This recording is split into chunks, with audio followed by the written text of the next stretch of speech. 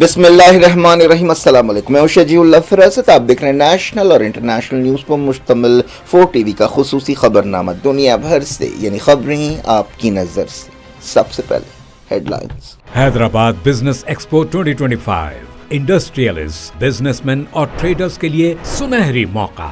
Hyderabad business expo में मुख्तलिफ industries से वाबस्ता माहिरीन मौजूद होंगे। यहाँ आपको अपना नेटवर्क बढ़ाने का बेहतरीन मौका मिलेगा। सपोर्ट सर्विसेज और बिजनेस एक्सपर्ट्स से आप बेशकीमती खिदमात हासिल कर सकते हैं। नए कारोबारी इदारे भी इस 3 रोजा इवेंट से बेपनाह फायदा हासिल कर सकते हैं। नीचे दिए गए नंबरात पर कॉल कीजिए और आज ही रजिस्ट्रेशन करवाइए।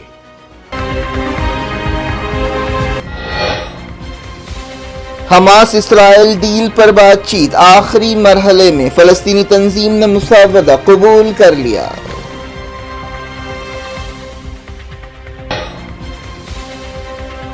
पहले मरहले में 33 होस्टेजेस को रिहा किया जाएगा। हर खातून सिपाही के बदले 50 फलस्तीनी कैदियों को छोड़ा जाएगा।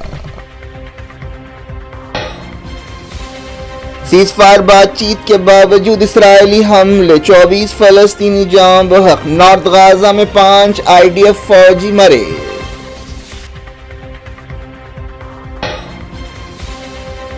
इसराइल की सिक्योरिटी वजारत पर हूसी हमला, 11 जख्मी। कई शहरों में सायरन की आवाजें गूंजती रहीं।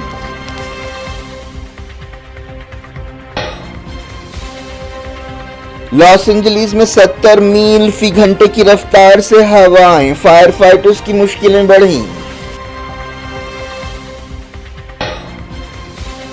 यूरेनियम अफजुदा करेंगे, आलमी मार्केट में बेचेंगे, सऊदी अरब ने किया ऐलान। लोकसभा इलेक्शंस के बारे में बयान पर मार्क जुकरबर्ग को इंडियन गवर्नमेंट का समन, झूठी मालूमात फैलाने का इल्जाम। पाकिस्तान 65 से टेरर कैंप्स चला रहा है। मुस्लिम भाइयों ने दहशतगर्दी के खिलाफ लड़ाई में जानें कुर्बान की, फौजी तकरीब से राजनाथ सिंह का खिताब। क्या इंडिया ब्लॉक टूट रहा है? अब शरद पवार ने किया अकेले लोकल इलेक्शंस लड़ने का ऐलान।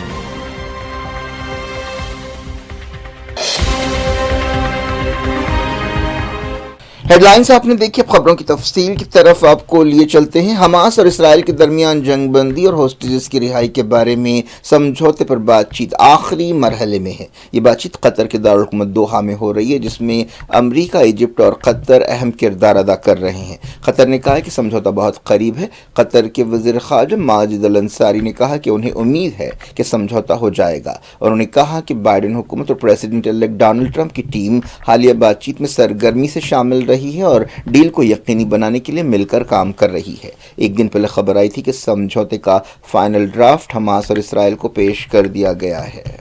सोर्सेस ने बताया कि दोहा में बातचीत का आखिरी दौर चल रहा है। अमेरिका के प्रेसिडेंट इलेक्ट डोनाल्ड ट्रंप चाहते हैं कि 20 जनवरी को उनकी हलफबर्दारी से पहले गाजा जंग खत्म हो जाए और होस्टेजेस को रिहा किया जाए। मालूम हुआ कि मुसालतकारों ने हमास और इसराइल के अहदेदारों के साथ अलग अलग मुलाकात की। इस बातचीत में इसराइल की खुफिया एजेंसी मोसाद के चीफ डेविड बर्निया हिस्सा ले रहे हैं, जिन्हें वज़ीर आज़म इसराइल बेंजामिन नेतन्याहू ने खास तौर पर दोहा भेजा है।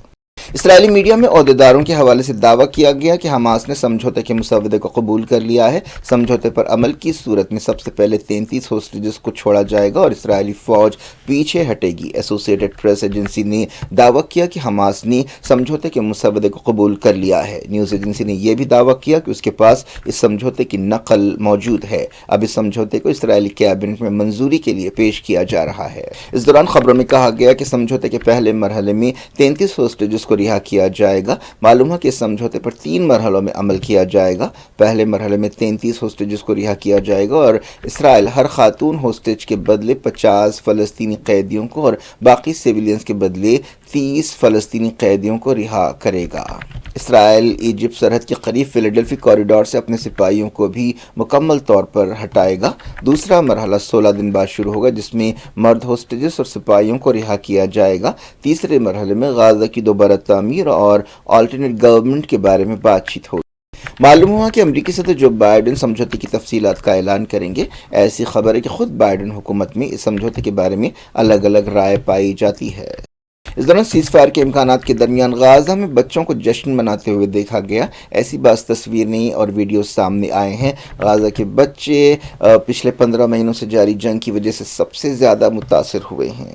سیز فائر کی بات چیت کے درمیان غازہ میں اسرائیل کے حملے بھی جاری رہے. بتایا گیا کہ صبح سے تقریباً 24 فلسطینی جاں بحق ہوئے. دیر البلا میں 8، خان یونس میں 12 فلسطینی جاں بحق ہوئے. غازہ سٹی میں 4 فلسطینی شہید ہوئے. اس دوران ایک رپورٹ میں کہا گیا کہ پیر کو اسرائیل نے 70 فلسطینیوں کو شہید کیا. فلسطین انفارمیشن سینٹر نے بتایا کہ 7 اکتوبر 2023 کے بعد سے اسرائیل کی جارحیت میں 13,177 فلسطینی اسٹوڈنٹ جاں بحق ہوئے. وزارت تعلیم کے حوالے سے ایک رپورٹ میں یہ بات کہی گئی. اسرائیل کے سپاہیوں کے حوالے سے ایک رپورٹ میں کہا گیا کہ انہوں نے غازہ میں جنگی جرائم کیے ہیں. یہ رپورٹ نہ صرف غازہ پٹی بلکہ مغربی کنارے کے بارے میں ہے. نیوز ایجنسی ایسوسیٹڈ پریس نے یہ رپورٹ جاری کی. اس کے ساتھ ساتھ کہا گیا کہ تقریباً 200 اسرائیلی سپاہیوں نے ایک خط پر دستخط کیے ہیں جس میں انہوں نے کہا ہے کہ اگر بنجامن نیتن یاہو جنگ بندی سمجھوتا نہیں کریں گے تو وہ لڑائی میں حصہ لینا بند کر دیں گے.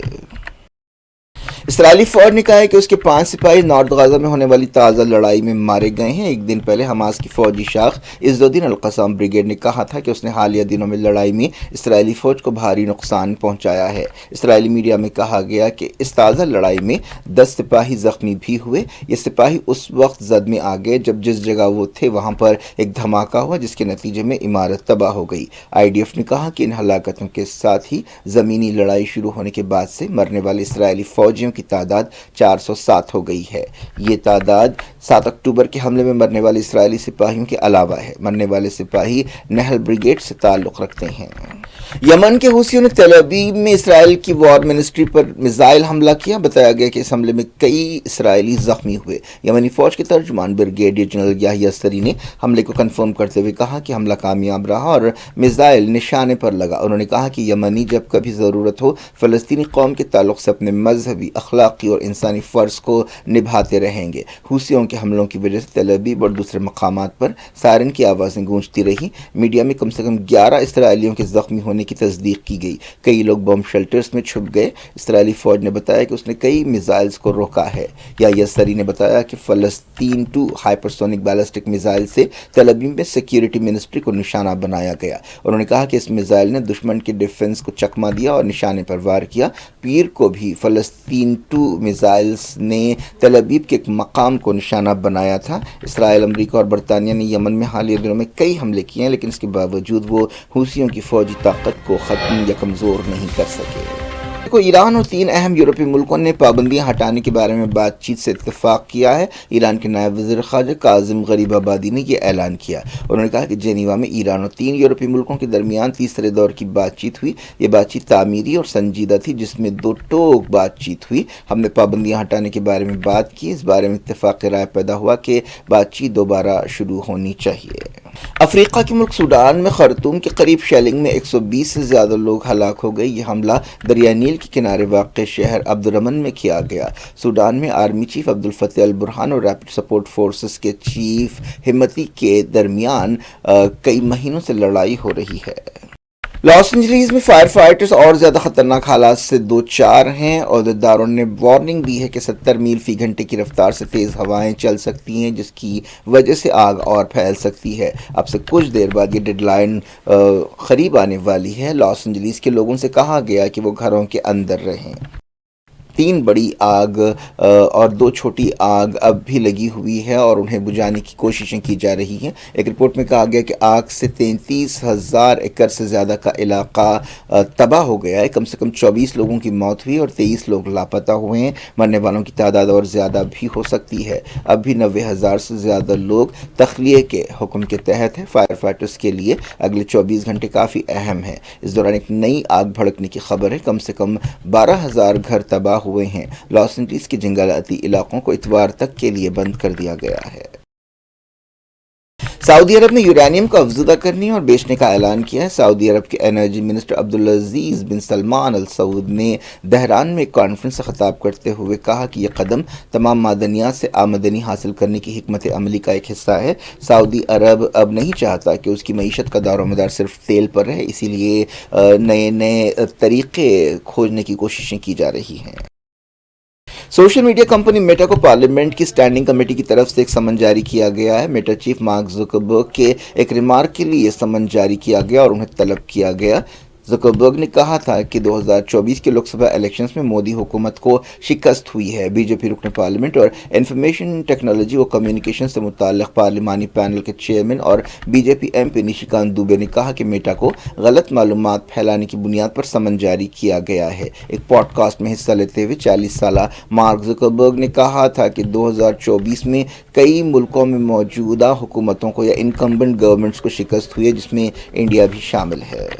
वज़ीर दिफा राजनाथ सिंह ने पाकिस्तान के ताल्लुक से सख्त स्टैंड लेते हुए इल्ज़ाम लगाया है कि वो पीओके की ज़मीन पर दहशतगर्दों के कैंप चला रहा है। उन्होंने कहा कि रियासत जम्मू कश्मीर पीओके के बगैर अधूरी है और उन्होंने कहा कि पड़ोसी मुल्क जम्मू कश्मीर का इस्तेहकाम बिगाड़ने के लिए तमाम कोशिशें कर रहा है। राजनाथ सिंह ने साबिक फ़ौजियों के दिन के मौके पर एक तकरीब से ख़िताब करते हुए ये बात कही और उन्होंने कहा कि पाकिस्तान 1965 से गैर कानूनी दरअंदाजी और दहशतगर्दी को हवा दे रहा है और कैंप चला रहा है। उन्होंने कहा कि हमारे मुस्लिम भाइयों ने दहशतगर्दी के ख़िलाफ़ लड़ाई में अपनी जानें कुर्बान की हैं। उन्होंने कहा कि आज भी 80% से ज़्यादा दहशतगर्द पाकिस्तान से आते हैं। राजनाथ सिंह ने यह रिमार्क एक ऐसे वक्त किया जब पाकिस्तान के कब्जे वाले कश्मीर पीओके के वज़ीर आज़म चौधरी अनवारुल हक ने इंडिया पर इलाके में दहशतगर्द सरगर्मियों में शामिल होने का इल्ज़ाम लगाया है और उन्होंने कहा कि इंडिया हाल ही में होने वाले एहतजाज और बदअमनी को हवा देने के लिए फंडिंग कर रहा था।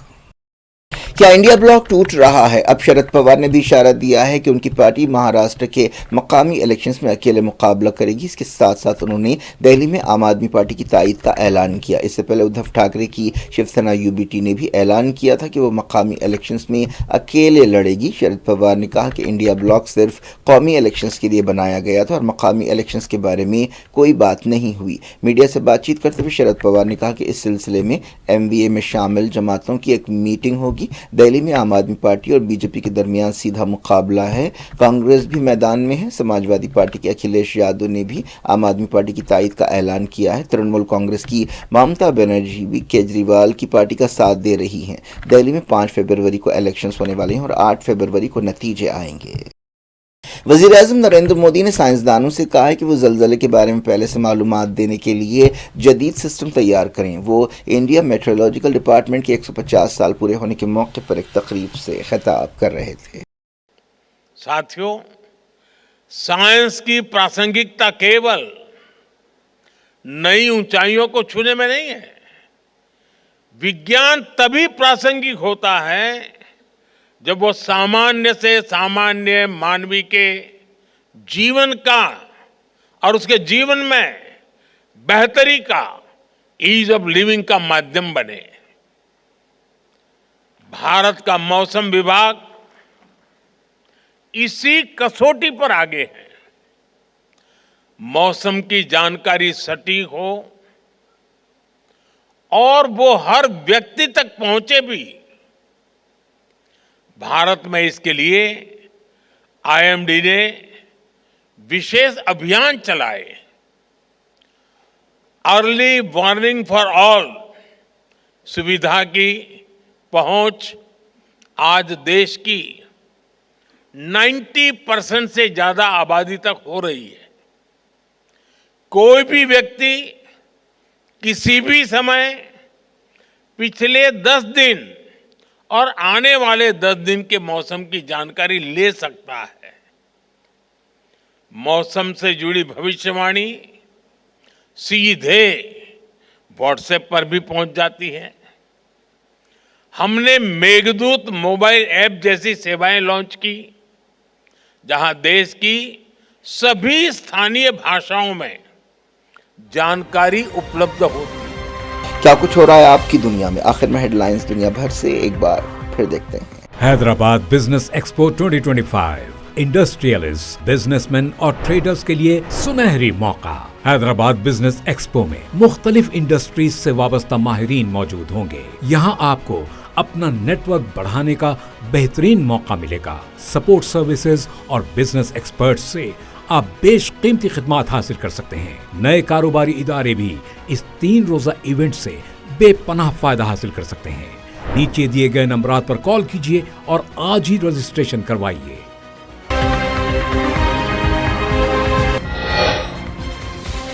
हमास इसराइल डील पर बातचीत आखिरी मरहले में, फलस्तीनी तंजीम ने मुसावदा कबूल कर लिया।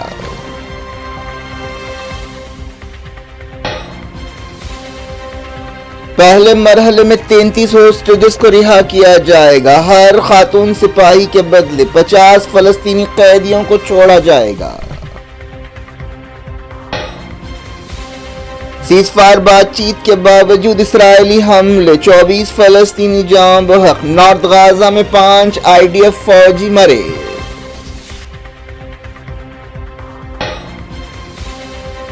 इसराइल की सिक्योरिटी वजारत पर हूसी हमला, 11 जख्मी। कई शहरों में सायरन की आवाजें गूंजती रहीं।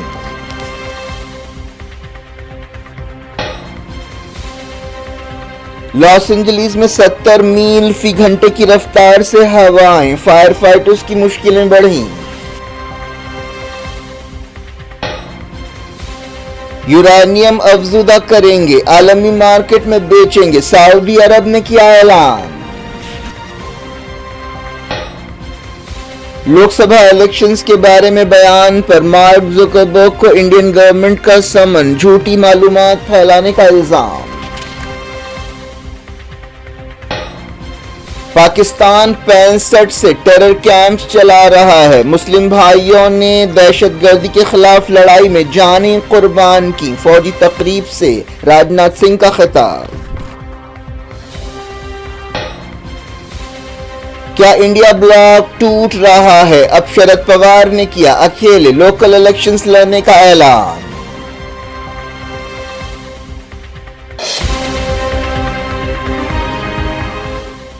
ये थी आज की खबरें। शजीउल्लाह फरासत को दें इजाजत और अपना बेहद ख्याल रखें। अल्लाह हाफिज।